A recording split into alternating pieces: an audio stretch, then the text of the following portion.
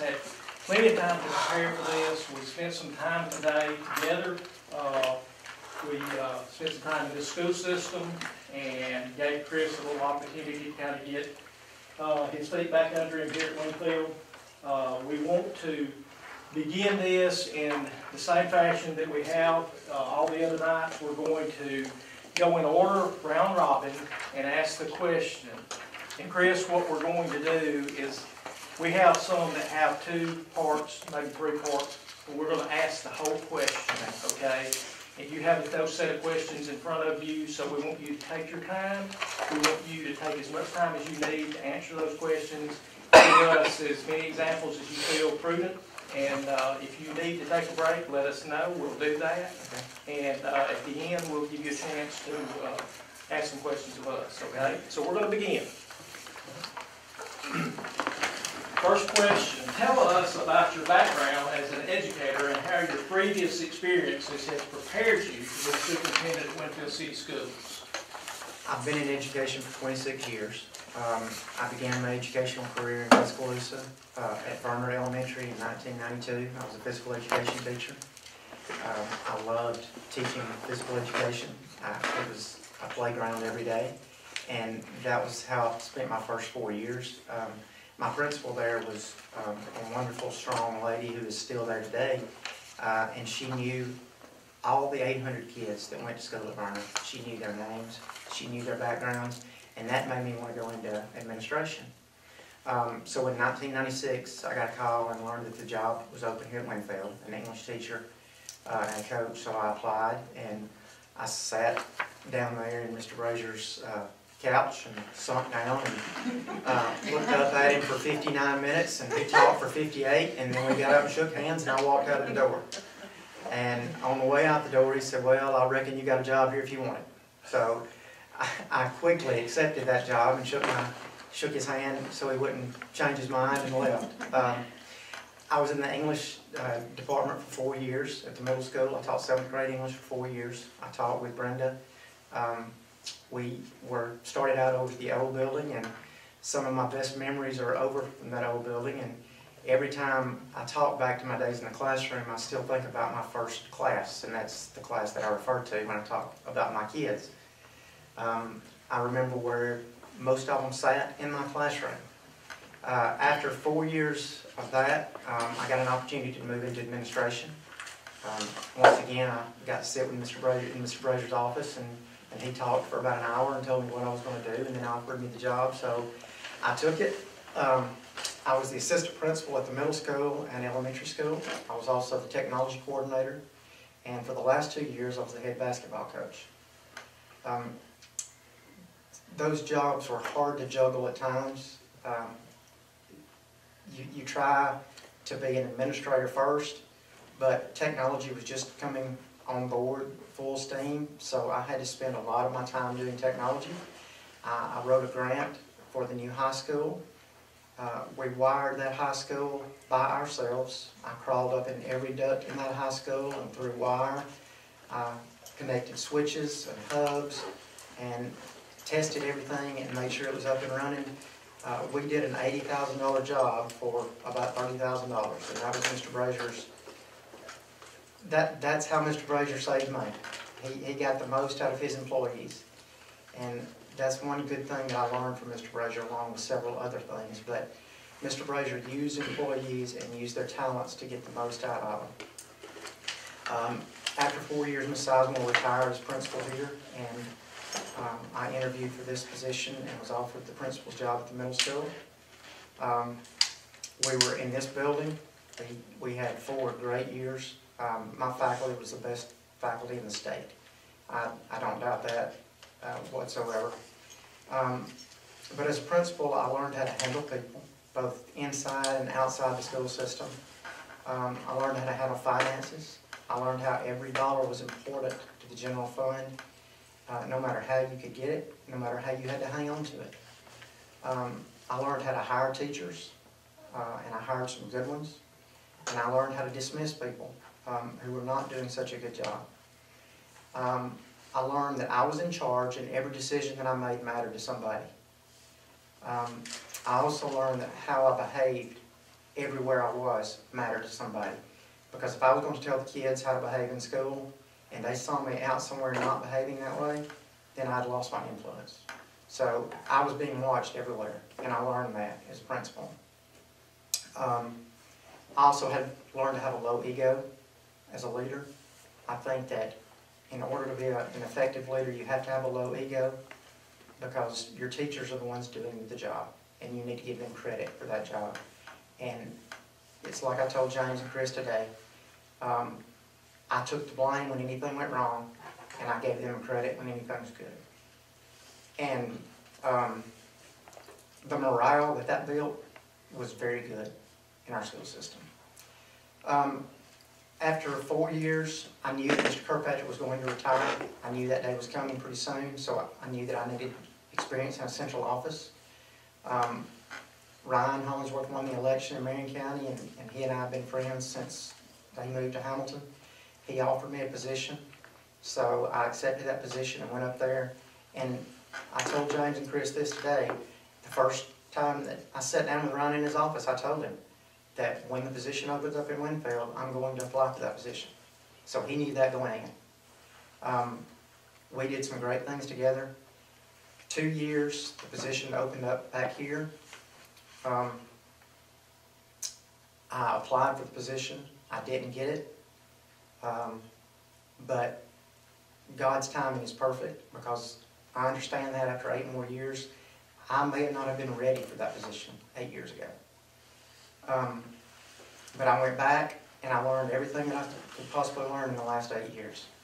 I learned that a superintendent needs to have a clear vision for his district. He's got to be a strong instructional leader, and he's got to be an effective communicator.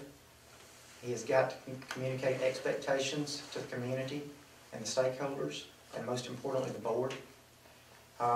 He's got to be a good manager of people. He's got to be a good listener to parents when they're talking to them about their children, because that's what matters. You've got to not be afraid to take a chance or make a commitment to something that you believe in. You have to be flexible in order to manage the politics of the job.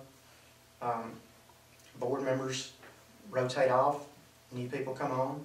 You have to be flexible in that. You have to be flexible in state spending. You have to be flexible in not sacrificing the district's long-term vision and plan. But the biggest thing that I learned was that students are the most valuable thing that we have. And we have to take care of them no matter what. And we have to make all of our decisions based on them. Our goal is to make them lifelong learners and responsible citizens. And we need to do that no matter what the cost, because that's why we're in education.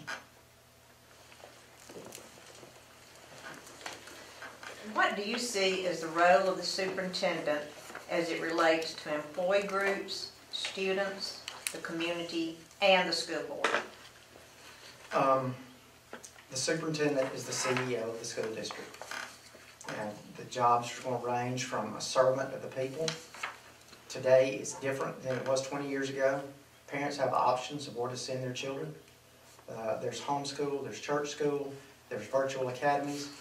We have to be a servant of the people, and we have to be in a business of trying to convince parents why they should send their kids to us in order to educate them. We need to be a strong instructional leader. We need to be protectors. We need to be managers. We need to be coaches. But we're also the one who implements the board's vision by making day-to-day decisions about the programs, about spending, about staff, and about facilities. We need to be wise and efficient in our implementation of the board's resources and the system's resources. It's imperative that we keep the board informed on all matters, but especially important matters that happen in the school system on a daily basis. We need to be approachable in the community at any time, in any place, because we are the face of the school system. Whether we're at Walmart or whether we're at Cardinal and somebody comes up to us, we need to make time to give them, to talk about their child. We need to be visible in the community at all functions. We need to prioritize and communicate our expectations to our stakeholders, our community, our city leaders. We need to be a compassionate listener when somebody comes and talks to us. We can't be checking our watch and being ready to go. We need to give them time because what they're talking to us about matters to them. We've got to facilitate innovation and keep moving the school system forward. We've got to be mindful of the competing demands of all of our constituents, but still we've got to be guided by what's best for our students, no matter what. That's the basis on every decision that I'm going to make, is what's best for our students and following board policy. Thank you. What is the greatest professional disappointment, and what did you learn from that disappointment? I guess my greatest professional disappointment was not getting this job in 2010.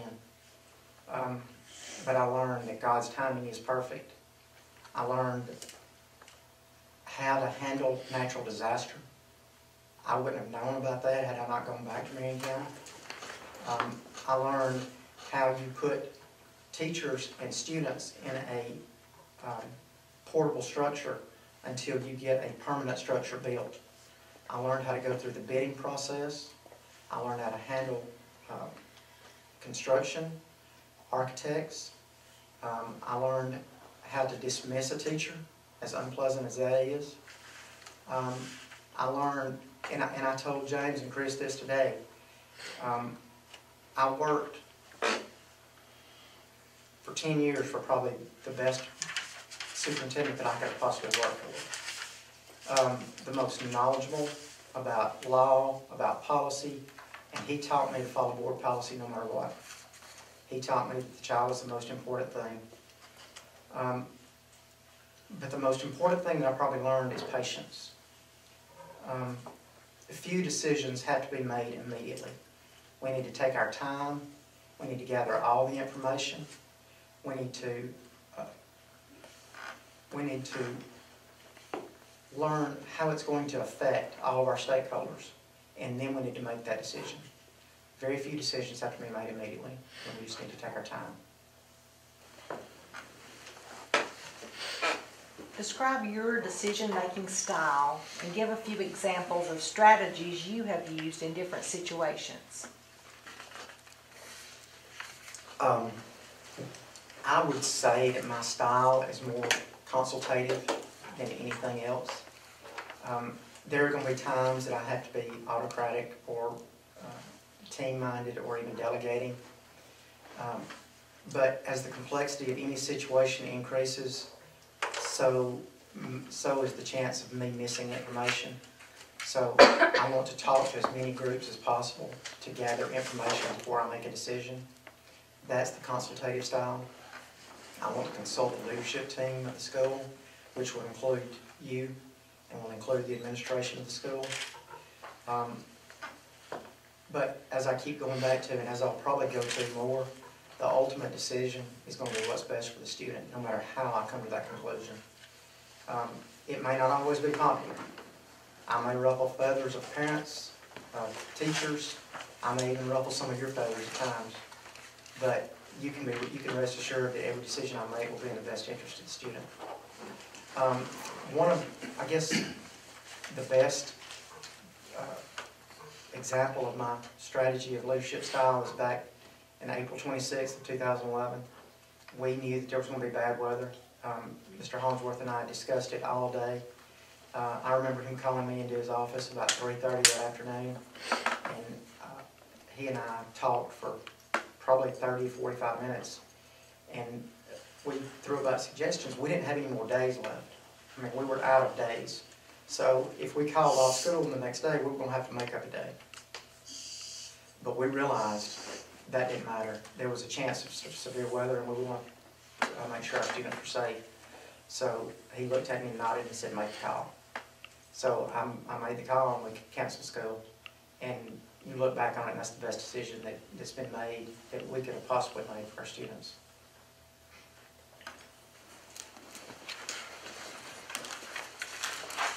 Superintendent has to have tremendous passion, belief, and commitment. How do you know when it's time to drive something forward and when it's time to listen and learn? And how do you balance the need for authentic collaboration with the requirements for individual leadership? Well, first and foremost, any decision for a new program or curriculum should be based on the system's strategic plan. It should all go back to that strategic plan, but specifically the vision and mission and goals of the school system. That strategic plan must drive budgeting decisions, and that must be the decision to drive anything forward. Strategic plan's a comprehensive plan that's developed from listening to stakeholders, to leadership team, to teachers, to gather all the qualitative feedback that you can gather. Then you make your strategic plan based on those conversations, based on that information. But with that said, every decision made, every leader will go back to his core beliefs. And my core beliefs are that I have 3 kids in the school system who need to be prepared for college or career, no matter what. They need to be prepared for the ever-changing global world that they're going to be involved in. And whatever that I need to do to make that a reality for them, I need to do to make a reality for all the other kids in the school system. And those are my core beliefs. But you have to balance those core beliefs with the district's vision in order to drive something forward. Individual leadership has almost become a day-to-day operation of the school system. So many decisions have to be made every day that almost encompasses the individual leadership. You have to make managerial decisions. Those decisions can have adverse effects on the school system if they're made harshly, if they're made without thought. But those are also part of the superintendent's job, is to make those day-to-day decisions. That's not your job. That would be what you give me the liberty to do.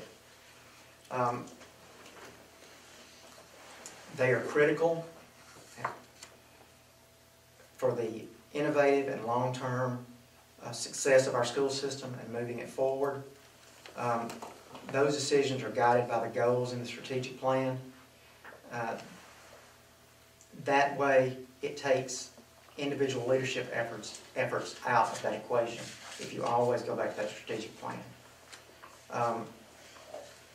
To conclude this question, I guess the best way to say whether I believe you should drive something forward or listen and learn is just to ask myself one simple question. Do I believe that this is the best for our children at this time? And if the answer is yes, then we go forward. Thank you. Thank you. Okay.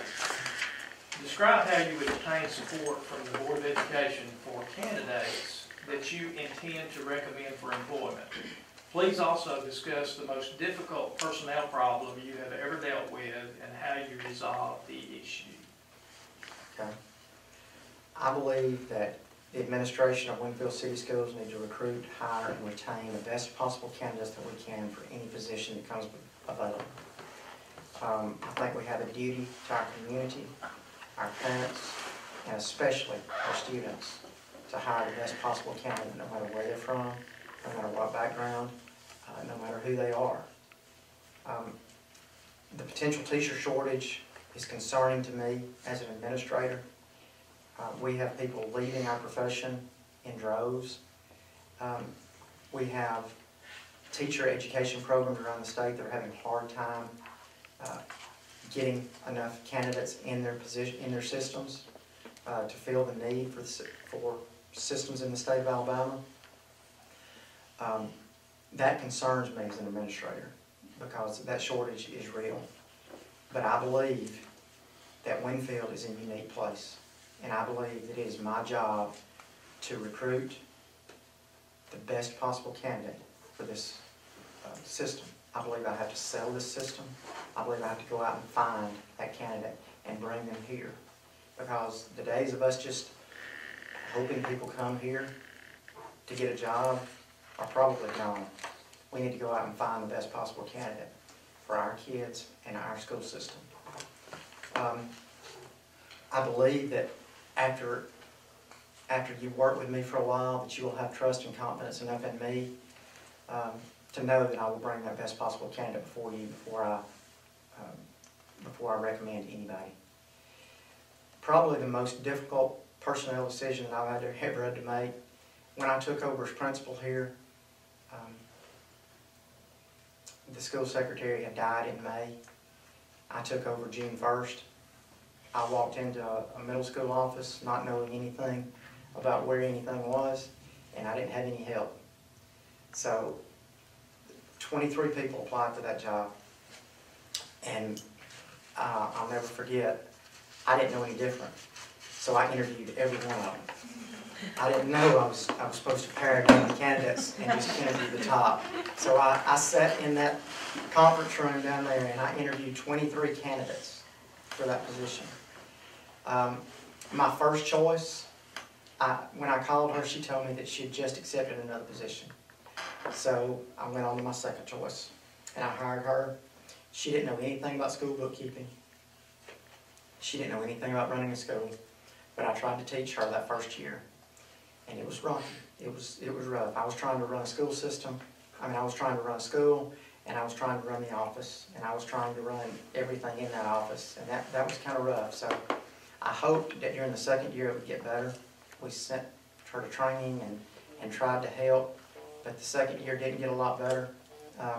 I soon realized that if I was going to keep my job, she was not going to be able to keep hers. So in May, I told her that I was having to dismiss her, and I had to work, I told her in April. So I had to work April and May in that office with her knowing that she wasn't coming back to work after May, and that was tough. But it turned out to be the best possible thing for the school because they got a pretty good secretary in Nikki Barnes after that. So it all worked out for the best. What is your plan for boosting and keeping morale among employees high? Boosting teacher morale in some places is a very tough job. The working conditions are not ideal. Kids sometimes can be disrespectful to the teachers. The teachers don't have support from the administration, but that's not the case in Winfield. This is a good place to come to work. We talked about that today.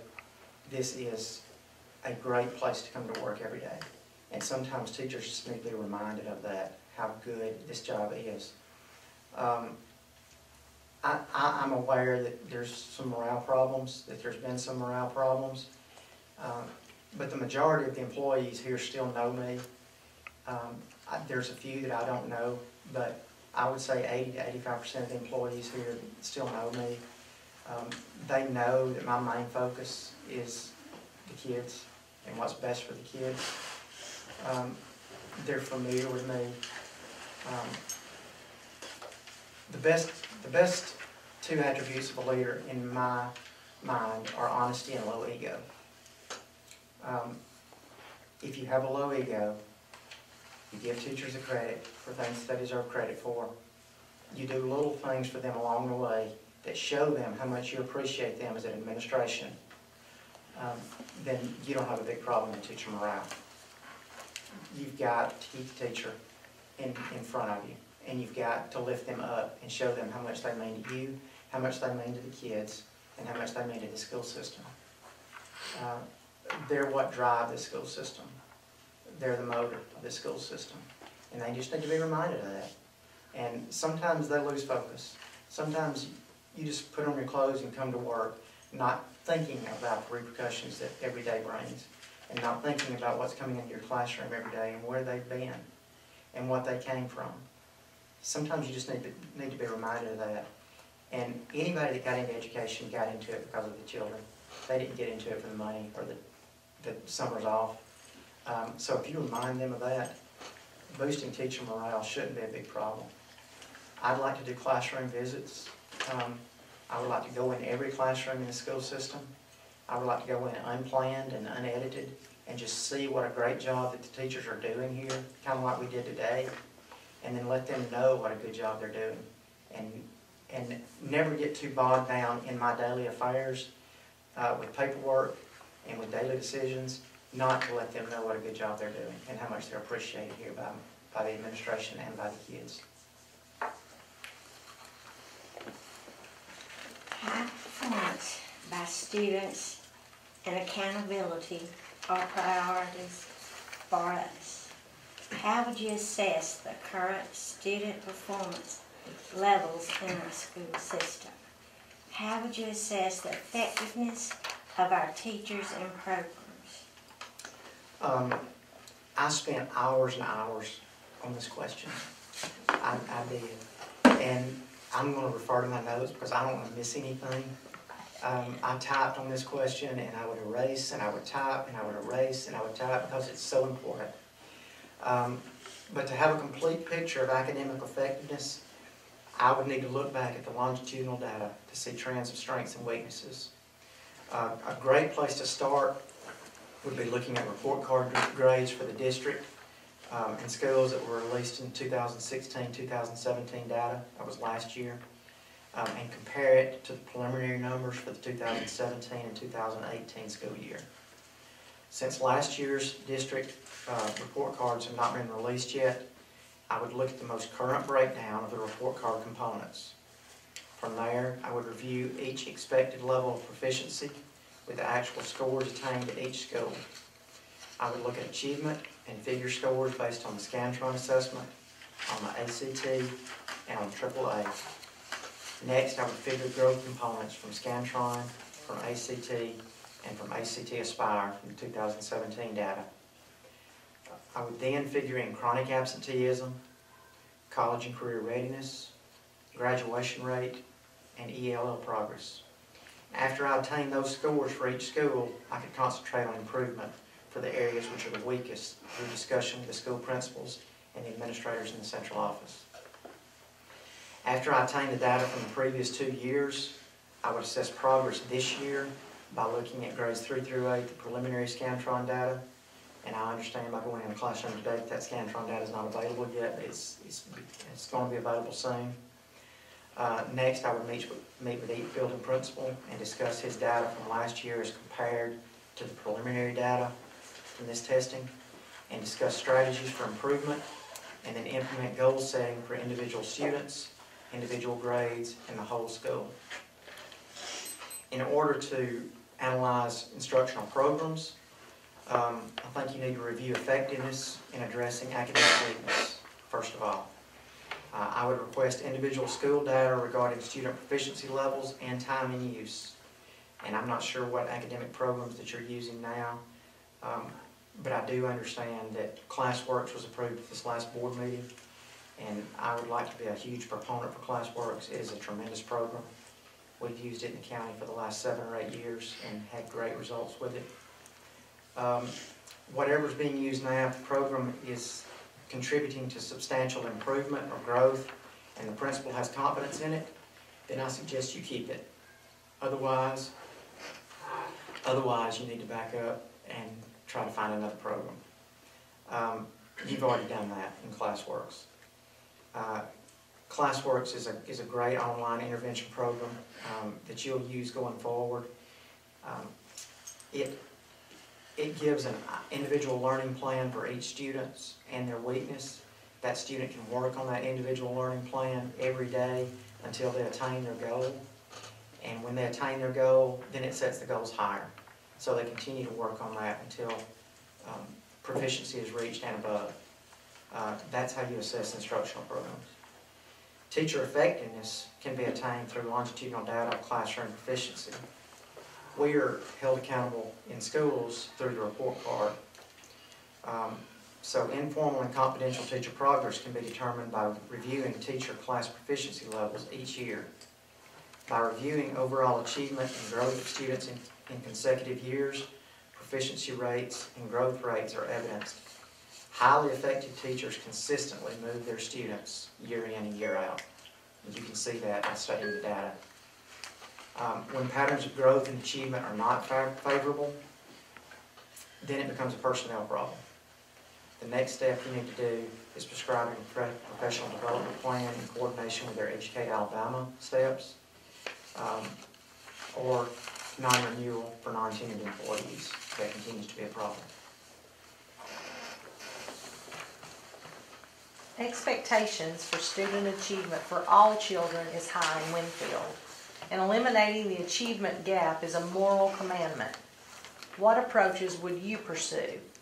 What leadership and guidance would you provide to ensure that these approaches are properly evaluated and adjusted over time to meet changing student needs? Please describe any successes you have had in these areas. Okay. I believe that closing and eliminating the achievement gap must be done at an early age, if possible. The earlier, the better. Most students learn at the level that they are taught. So if you teach students at a higher level early on, then they're going to learn that way. I think the lack of a quality preschool education can be a huge problem and create an early gap in children. Sometimes children who have a good preschool education get to kindergarten. Those who don't have quality preschool education are behind when they get there, and they seem to never catch up. So I think the earlier you can catch it, the better.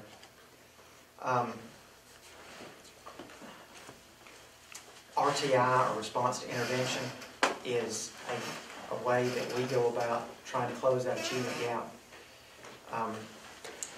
It's a multi-tiered approach that we use to identify and help support students with learning needs. Tier 1 is basically designed for all students. That's basically classroom instruction. We do Tier 1 classroom instruction, and we have a chart. It's 80, 15, and 5.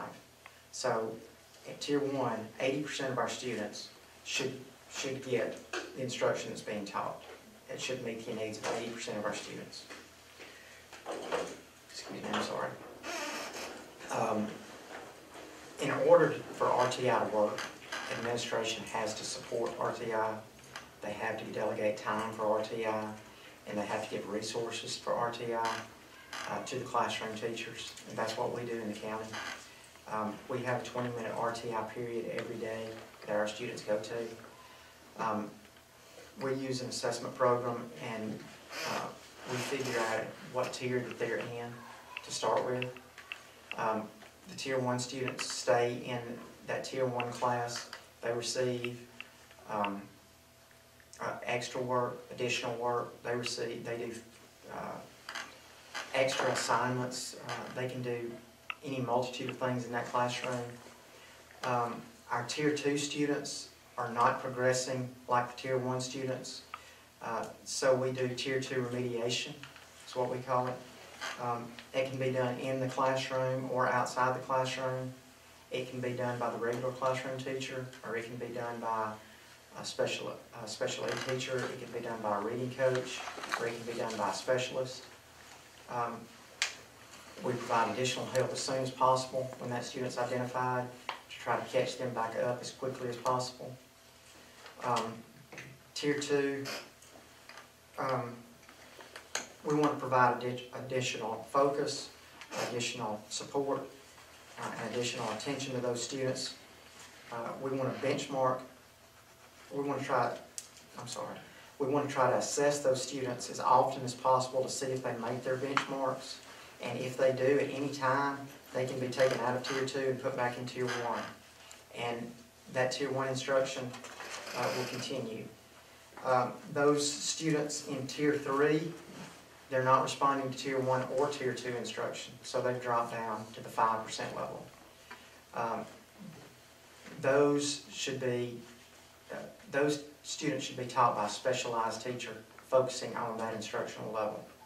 So if they're behind in reading, then that should be a reading specialist teaching those students. If they're behind in math, then that should be a math specialist teaching those students. Those students are pulled outside of the classroom.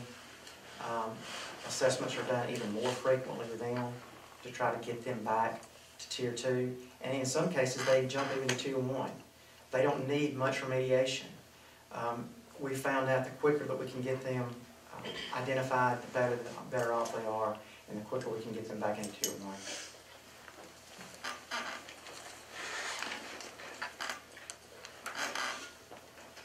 Describe your experience in developing and implementing curriculum and instructional programs to raise student achievement. How would you evaluate the instructional program, and how would you make changes to the instructional program? Well, first, the need for change or modification has to be established by multiple sources of data. You can't just change something because you want to change it. I think it needs to be reinforced by the data.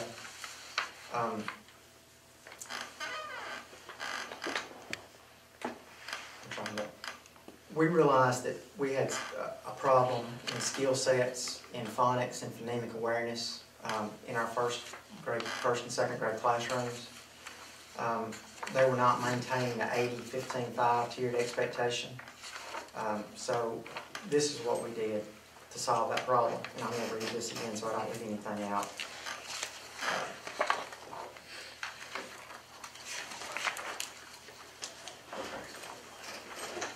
Our Tier 3 was overpopulated, so that we realized that we had a Tier 1 problem.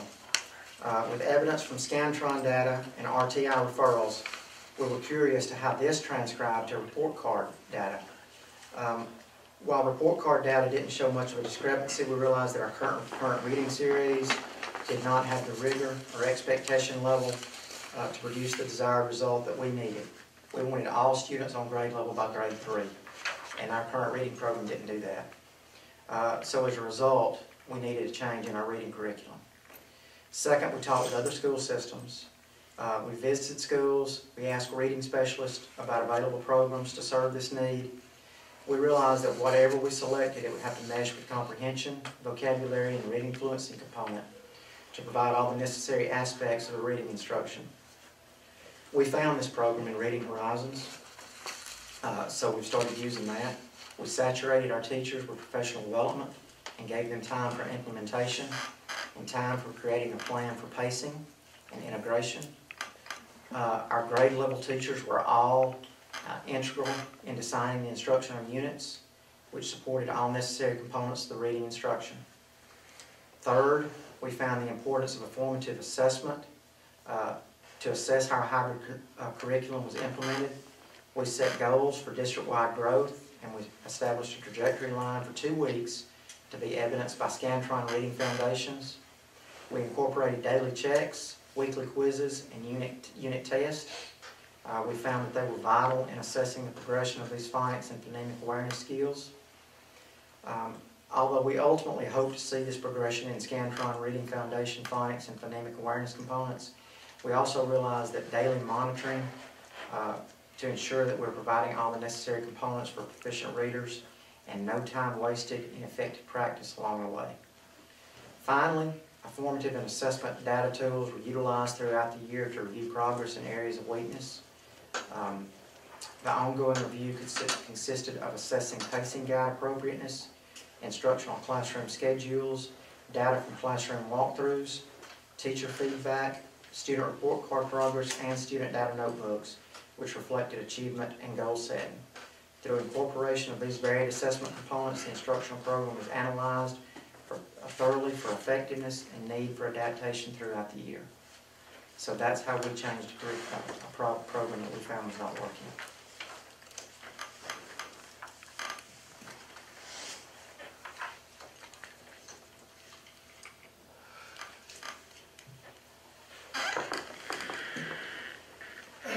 Describe your ability to cultivate a disciplined, safe, and orderly school environment.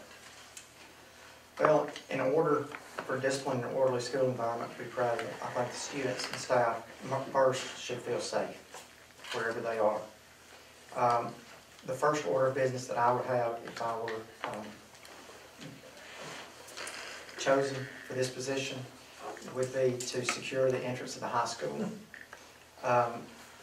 I believe that if there is a school shooting to take place, it's going to be at a high school level. Although that there have been some in elementaries, but most of them have been in high schools. And I have a wife and 2 kids who are there, so that's extremely important to me. The other two schools both have waiting areas where people can wait to be let in, which is a great start. I've been in charge of school safety since I've been at Marion County. When I first got there, school safety was a little lax because, I mean, honestly, it didn't have to be as secure as it is today. But the more school shootings you have, the more you realize that it's coming to our small area. So what we've done, we have keypads on every door at our schools. So nobody can just walk up and go into a school. All of our exterior doors are locked. There's waiting areas in all of our schools. They have to be let in by the secretary or the principal.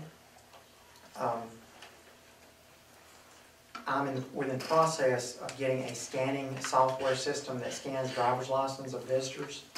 It will immediately send back feedback about if that person is a sex offender or if that person has ever been convicted of a crime, and immediately let school office personnel know before they can let them in. So we're in the process of buying that now. The guy is actually coming to my office next Wednesday to meet with me and show me a sample of that, so I'm excited about that. We're going to try to purchase that with Title IV funds, the Title IV grant that I've written for this year. We're going to try to purchase that with those funds. When students and staff feel safe to continue answering your question, I think that discipline is much more easily cultivated. Until they're safe, then discipline is kind of hard to cultivate. But once they're safe, it's not a problem cultivating discipline. I would trust my current administrators and teachers to continue to enforce the policies that have been set forth by boards before you that make Winfield such a disciplined school system. They've done a tremendous job in the past of setting policies that create discipline. You mentioned something today about sometimes when you give something up, you can't get it back, and I'm a firm believer in that. If you've got it, don't give it up unless you just have to, unless you're just made to give it up. And I don't think that we can be made to give up anything right now in this community. I think we have enough community support. They want discipline. They expect discipline. I don't think we'll have to give up anything in the school system. The days of a teacher lecturing in front of a class is a thing of the past. When you walk in classrooms, you don't see teachers stand up lecturing anymore. You see student-led classrooms, and with the discipline that you have here, student-led classrooms can be very successful because you don't have the discipline problems here that you have in other situations. The first thing that I would do is make everybody feel safe, and then you can have discipline. What do you think the role of extracurricular activities and career pathways should be in the school system? Well, Extracurricular and career pathways. but when I look at this question, I I know. laugh. Should be two questions. probably. Because I was a former coach, and I'm now the career tech director. So I have a strong passion in both. Extracurricular activities are essential in an effective school system. And I'm not talking about just sports, I'm talking about any extracurricular activity. Band, the arts, anything that you have that you can get kids involved. Mr. Kennedy spent 15 minutes today telling me about his robotics team and what he's done and how he's built that in the last 2 years. And I had to remind him that I went to Auburn with him 2 years ago with Brody when his robotics team made it to state and saw the enormity of that world, I guess you would say. And now Mr. Kennedy is talking about how he's getting so many kids involved and how he's having competitions here on this campus and how he's doing things to getting more kids involved.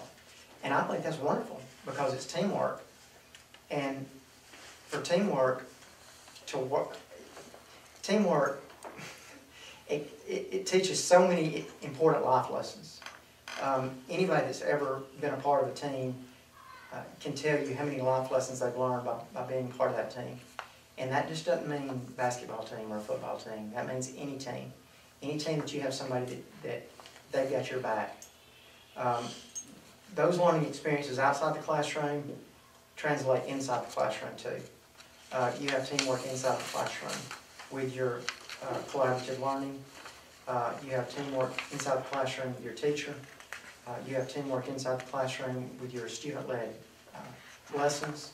All of that is important in an effective school system. Career tech courses, I think, are coming back into something that I thought never should have left to start with. We had, when I was first here, I think this room may have been a cosmetology room. This was one of the best career tech schools in the area. And then all of a sudden, state pulled funding, and it went away. And I couldn't figure out why. Well, everybody's got to go to a four-year college. No, they don't.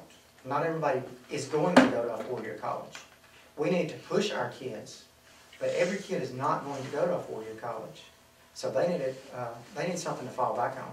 And I believe career tech is that. I would like to add more career tech courses here. I would like to add career tech courses here that that our students can use once they leave our schools. Social skills, soft skills, cooking skills, sewing skills, any kind of skill that our students can use once they leave here that they'll need years down the road, I think is vitally important. What Daniel does and the scholarships that Daniel gets for his automotive students is incredible. Those students couldn't go to four-year college, some of them. Some of them have no desire to. But Daniel gets them scholarships to go, and they're making a lot of money. And we started a program last year, the Bevel State Career Pathways Academy. Ryan and I got together with Bevel State, and we got together with NTN Bauer. And NTN has got an aging workforce. I mean, their workforce is getting old. They're concerned that they can't fill those jobs, not just from within our state, but from within the country. So they had a huge concern.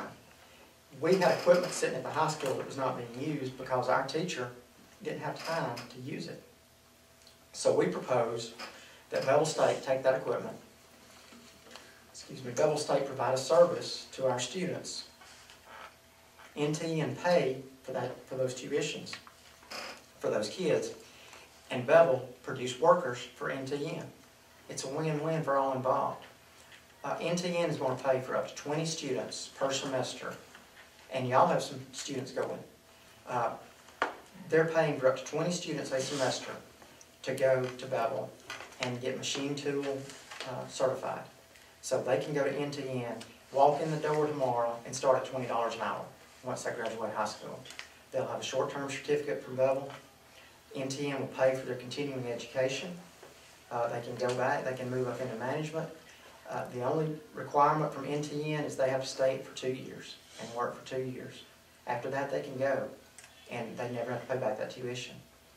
If they decide that they want to go on to a four-year college, then they pay back that tuition to NTN, and they have that certificate in hand, and then they go on to a four-year college. So it's a win-win for all involved. So if that answers your question about how important I think career tech is, I think it's vitally important in our school systems.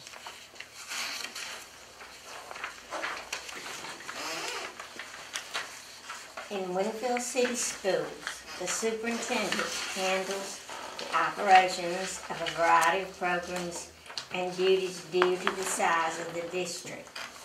Explain your experiences with dealing with different programs such as special education, federal programs, career tech, at-risk programs, and so forth. How would you approach the budget process to ensure success during these financially challenging times? I knew you wrote that question. Hard to read. Well, the reason, I worked in a small district for 22 years. So the first day I walked in Mr. Brazier's office, he threw hats at me because, I mean, that's just the way it was here. I had hats that I wore when I was here. When I was assistant principal here at the elementary school. I was doing technology, and I was coaching basketball. That was Mr. Frazier's way of saving money for the system. But it was also his way of using talents of his employees. When I was principal, I was in charge of system accountability. I was in charge of the SIR report. I was in charge of the LEAPS report. I remember sitting in an office down there on a Friday night doing the LEAPS report, and there was a football game going on across the parking lot because that LEAPS report had to be due the next week, and I was not going to let Mr. Frazier down. You laid him down one time, and that was it. That's all you ever laid him down. And the LEAPS report's not like it is today.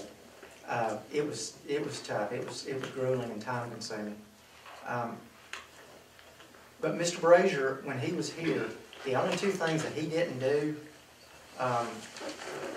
were, I think, nutrition and special ed. He did everything else. So that's all I knew when I came here. Mr. Brazier did everything. So I kind of thought that was normal, that the superintendent does all the jobs. Mr. Brazier did federal programs, and he did at-risk, and he did everything. When I left here and went to Marion County, I know we're a much bigger system, but we had 6 full-time supervisors plus a superintendent that did the job that Mr. Brazier was doing here. So he did it because he loved doing it, but he did it to save the system money, is the main reason he did it. What I'm getting at to say is, I'm going around the world to say this, but how important finances are to a system, especially a small system like Winfield. And I'll get back to that in just a minute. Since I've been at Marion County, I've been in charge of at-risk.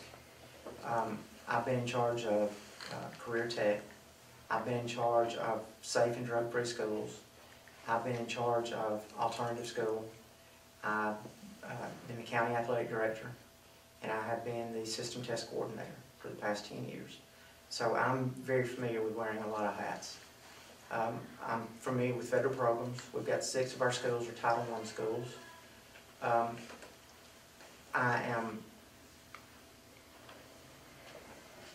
am familiar with special ed, although I'm not quite as familiar with it as I probably need to be. But I have gone to special ed law conferences the last 3 years. Our board attorney is Julie Weatherly. She spoke at that several times, and I've had several conversations with her about special ed. So I'm probably not as informed on special ed as I need to be. But everything else I'm very informed on. And as I've talked to James and Chris about today, special ed is one of the most important things in our school system. And a superintendent has to be up to date on special ed laws, both past, present, and future. So that will be an area of focus for me. It wouldn't be a huge jump, but it would be a jump that I would have to make. Understanding budgets in the state of Alabama is very difficult. Foundation program is vitally important. Understanding the foundation program. I went to the University of Alabama Superintendent's Academy in 2010. I graduated from that. I passed the finance course. That doesn't mean I understand it, but I do have a better grasp of the foundation program. The foundation salaries cannot be manipulated for anything. Other parts of the foundation program and local revenue can be used in times of proration and in times of cutback. Capital funds can be used in times of proration. Mr. Brazier, in 2001 and 2002, he leveraged money from your capital improvement fund, $150,000, I think. So in 2021, you'll get back about $100,000 of that. In 2022, you got the rest of it. So you'll have your full capital outlay money, which will be huge for this system, because then you can do things with it that you normally can't do during these times. And I don't know why he leveraged it. There's no way for me to find out, but I'm sure it was a good reason. You can pay it back over 20 years and you get a one-time payment in it. So I don't know the reasoning behind it, but I'm sure there was a good reason for him to do it. He was such a good steward of money.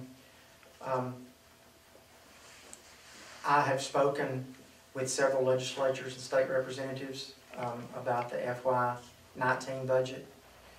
It is supposed to be one of the best budgets that we've seen in many years. They're thinking maybe back to FY08. They're hoping. They're projecting a $66 million increase in OCE.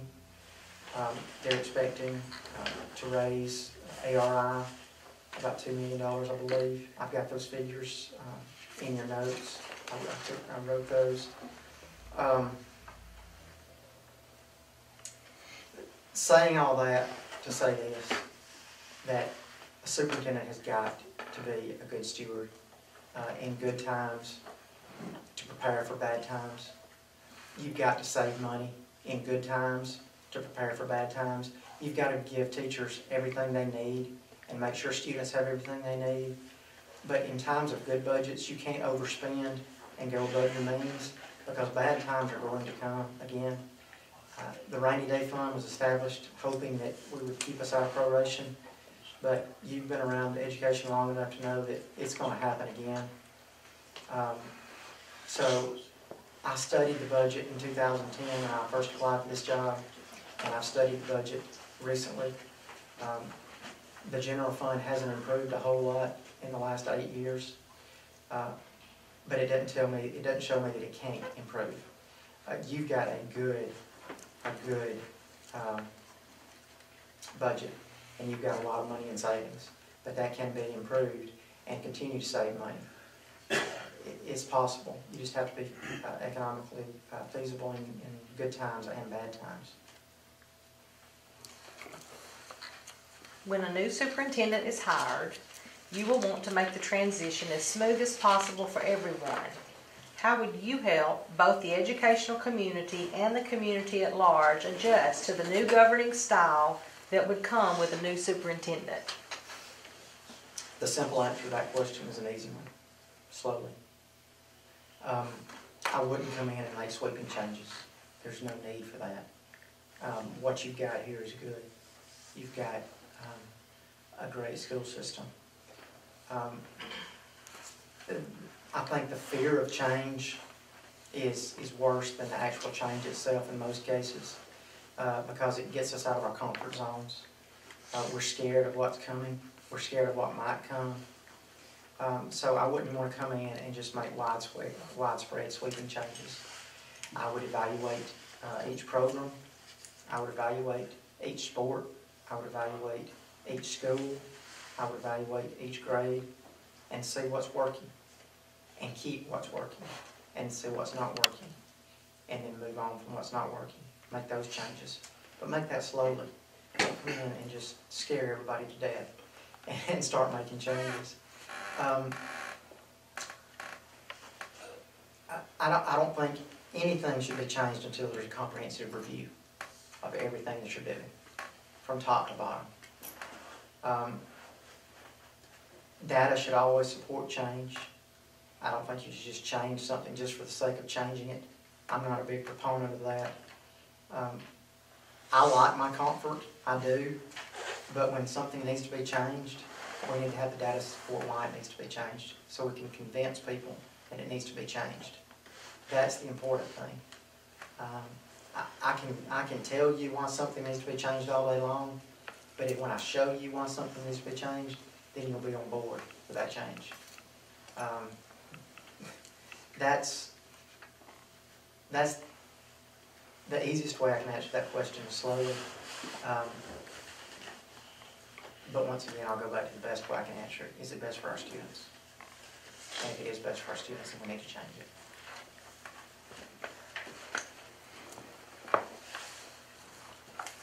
What methods of communicating with parents have you found most effective, and how would you encourage parental involvement?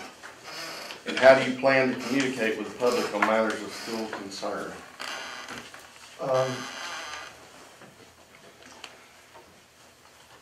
Social media and cell phones are a great way to communicate now.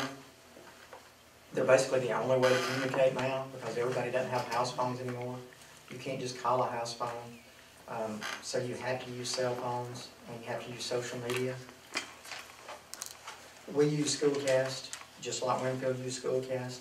That's a great way to get information out quickly and efficiently.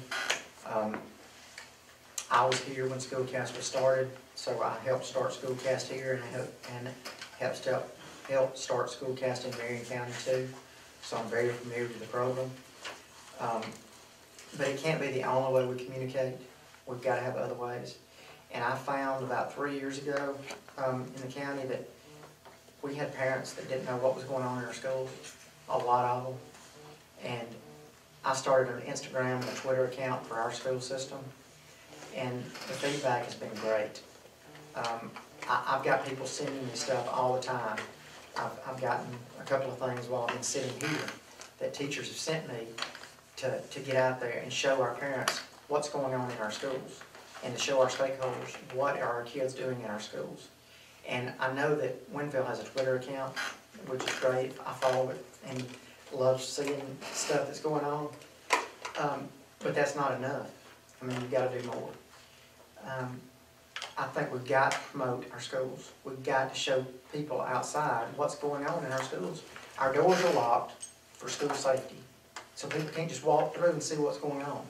They need another way to see what's going on in our schools, to be proud of our schools, to have pride in their schools. This community has always had pride in schools, and there's been a reason why. But we need to show parents why they should still be proud and continue to be proud and see what their kids are doing. A lot of kids come home and they don't talk to their parents, or their parents don't care. They don't ask them questions. Kind of like we were watching the Goldbergs last night, and it was hilarious because that was in our house. You know, Connor and Brody, how was your day? I mean, that's about all we get unless we delve deeper. So parents need to know. They need another way. But the best way to talk to people is face-to-face. I mean, you can't beat face-to-face.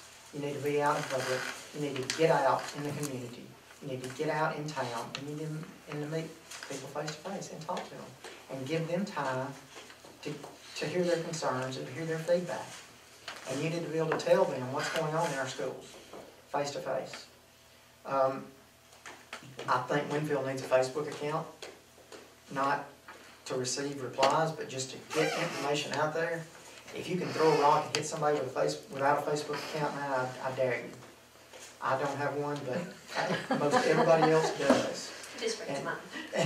And they get their information on social media and Facebook. And it's a wonderful, wonderful way to communicate with people. We got an app 2 years ago in the county through Schoolcast. It is on our smartphones, and it's the Marion County Schools app. And it will send out notifications to parents. It's got a wonderful amount of information just within a couple of taps that you can get. It's kind of like when you get a message on Instagram or Twitter, a direct message, it'll pop up a notification saying you've got a direct message from your school, and you can pop it up and read it. The phone's not ringing constantly for little things like a bake sale, or something like that. They can look on the app during their time and see, hey, we got a bake sale tomorrow, I need to be doing something. Or my child's got this due at school tomorrow, or snake shows tomorrow. It's in the palm of their hand. And I think Winfield needs to get that out. And that would be one of the first things that I do when I come here, is to get that out and get information out to people.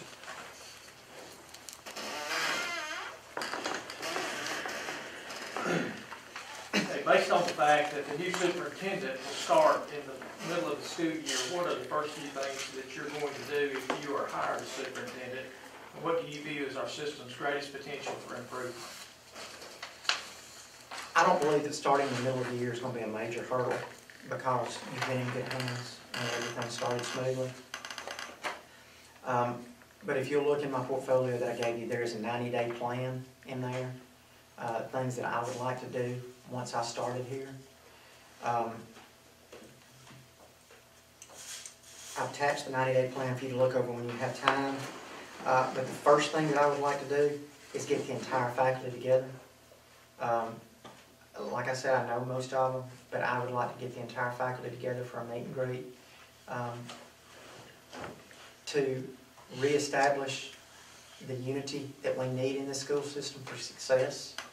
to reestablish the teamwork that was once in the school system that needs to be back in the school system for everybody to succeed, to remind teachers why we're doing what we're doing, and to let them know that I'm going to be a leader who will be out in the schools, who will be supporting them every opportunity that I get, who will be building them up, and who will be giving them credit for everything that they do. That's going to be one of the first things that I do. Next, I would like to go out and talk to city leaders, city government. I would like to sit down with them and discuss ways that we can improve our community by working together. I don't understand why the schools and the city can't work together to provide this community with something to draw people in. We've got to be on a team to draw industry, to draw business, and to draw prospective people into our community and into our schools. Randy and I have been friends for a long time. Randy and I can sit down and talk about just about anything. Randy's been a good friend to me.